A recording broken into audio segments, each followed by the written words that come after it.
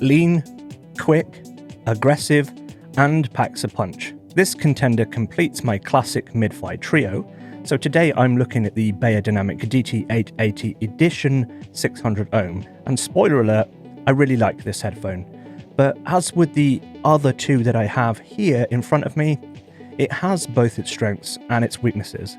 So let's just get into it. Hey guys, this is Noel and this is Wheezy Reviews, and each week I take a look at something audio related and let you know what I think, so if you're into that kind of thing, then make sure you subscribe. This is the Beyerdynamic DT880 Edition, which is a semi-open backed headphone with a 600 ohm impedance and 96 dB SPL sensitivity dynamic driver.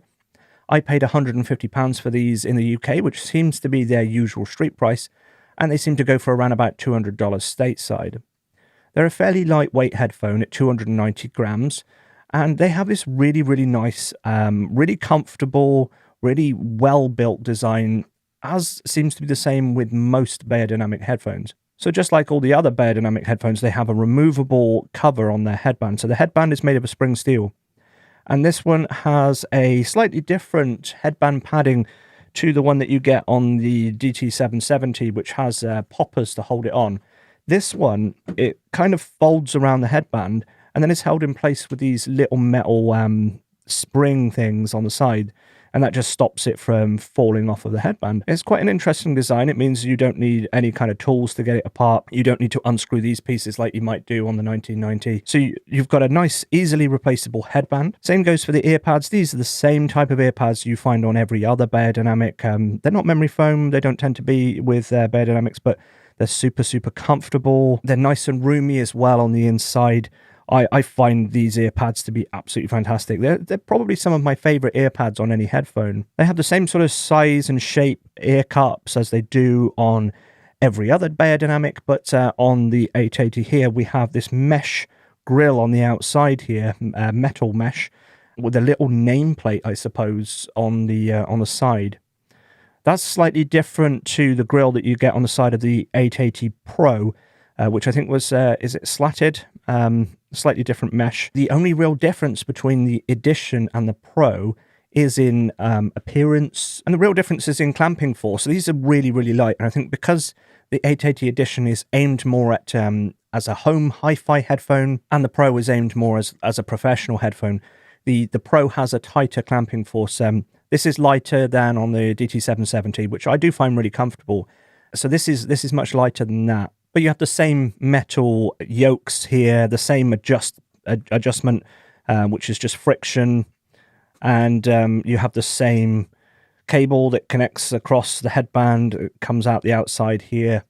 So it's your standard Beyerdynamic build. And that's a good thing, really, because Beyerdynamic do make these headphones to be extremely durable, to be extremely repairable. They make all of the parts readily easily to replace. The only real downside that I find with Beyerdynamic headphones of this cheaper end of the pricing spectrum is the non-removable cable. And I'll put the video up here. I did a modification on my 770s to put a removable cable in there. That's something I'll probably end up doing with the 880s at some point if I don't, if I end up keeping them, that is. But despite the lack of a removable cable, this one is really easy to replace. You just pop the driver out, you desolder it, resolder it, because they make these cables available as an aftermarket replacement. So should the cable break, you can just get it replaced easily, as long as you're handy with a soldering iron or know somebody who is. Yeah, it's not as convenient as having a removable cable. And I do really wish that at this point in time, Beyerdynamic just goes with a removable cable for all of their headphones throughout their entire range, instead of just for the more expensive ones. So that, like the 1990, you can see up in the background there, the 1990 has a removable cable. It's about time that they just brought that removable cable down to the lower end of their range as well. Because that really brings me on to my next complaint about the 880 Edition, which has a 3-meter long straight cable, which was constantly getting caught up underneath my chair. Hence why I ended up putting a piece of Velcro and then just tying the cable up, which means I had this bit of cable just constantly there attached to my amp. It's really quite annoying. I hate 3-meter cables. And that's something you need to know about me. I hate really long cables because my amp is literally just an arm's length from me. I do all of my listening at my desk.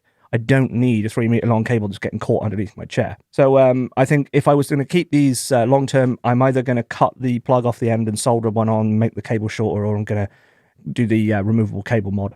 I think that's it for build and comfort. It's the same as any other Beyerdynamic. Absolutely superb as far as I'm concerned. One of the best things about Beyerdynamics is their build and comfort. Absolutely love it personally. So let's move on to their sound then. And first, let's talk about the frequency response and the overall tonality. And I'm going to say that the 880 it's on the bright side of neutral. There's no getting away from that. It is a bright headphone.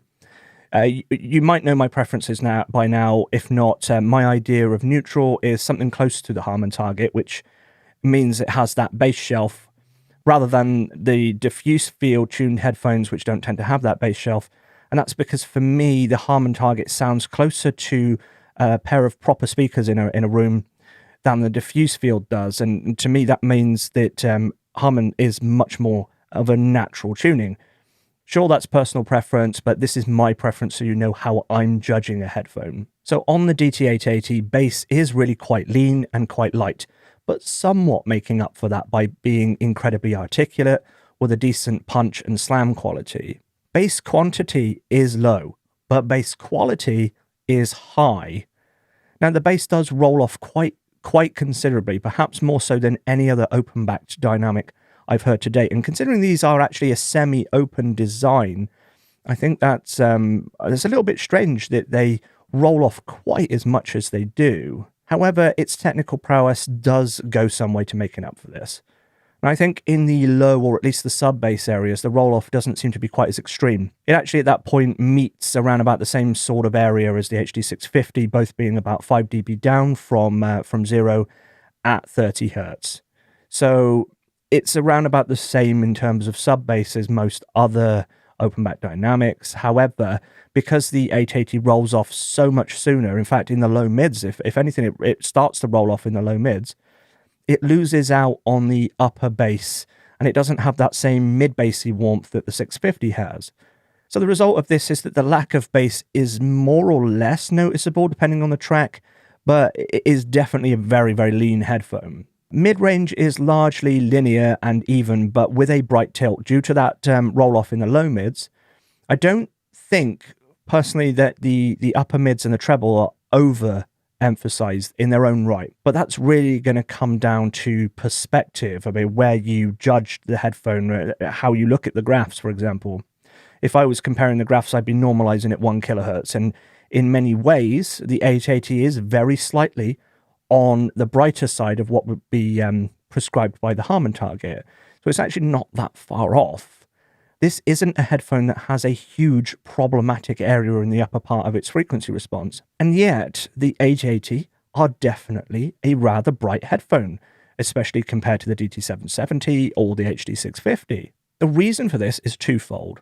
The 880 lacks that low-end energy, even for an open-back dynamic, and this causes a lack of balance in the overall frequency response, the overall tonality, because even though it's not overly emphasized in the upper mids and treble, because it doesn't have so much bass, it comes across as much brighter than it otherwise would be. There has to be a balance between bass and upper mids and treble. You know, you turn the upper mids and treble up, you can turn the bass up. There has to be a balance, otherwise something sounds too dark or too bright. And the 880 is definitely on the brighter side. However, if you take the DT880 on its own, yes, it's bright, but it's not overly harsh, it's not peaky, it's not grainy, it doesn't have any nasty areas like some other Beyerdynamics. Now, I know what you're probably thinking, and that's, what about that 6 kilohertz peak? Isn't that a nasty stabbing peak? And you would think so, wouldn't you? I mean, it's there, it's audible in a sine sweep, but I never found it to be a significant point of pain. Perhaps because it's more difficult to pick out a single peak like that in day-to-day use, especially when the overall tonality of the headphone is quite bright in the first place. It actually surprised me, but I don't even find the 880 overly sibilant either. Now, you'd find me complain about that on the DT770 250 ohm. You'd find me complain about that on the 1990, the X2HR. But on the 880, not so much. I mean, it's definitely more prone to sibilance than the HD650. There's no getting around that. It is a brighter headphone.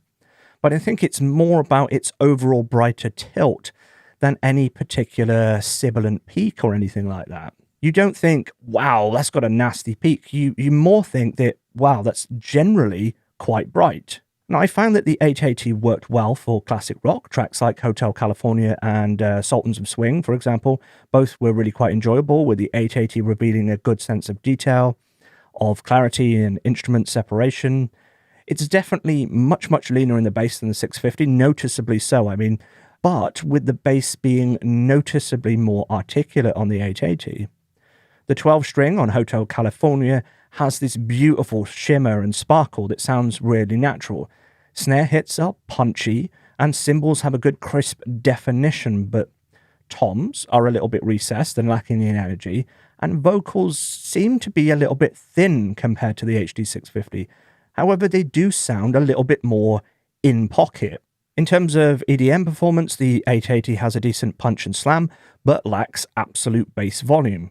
Now, because the sub-bass isn't much different to the HD650, there isn't a huge difference here between the HD650 and the 880, but the upper bass suffers from a lack of volume, so it doesn't quite have that big full bass sound that you would expect.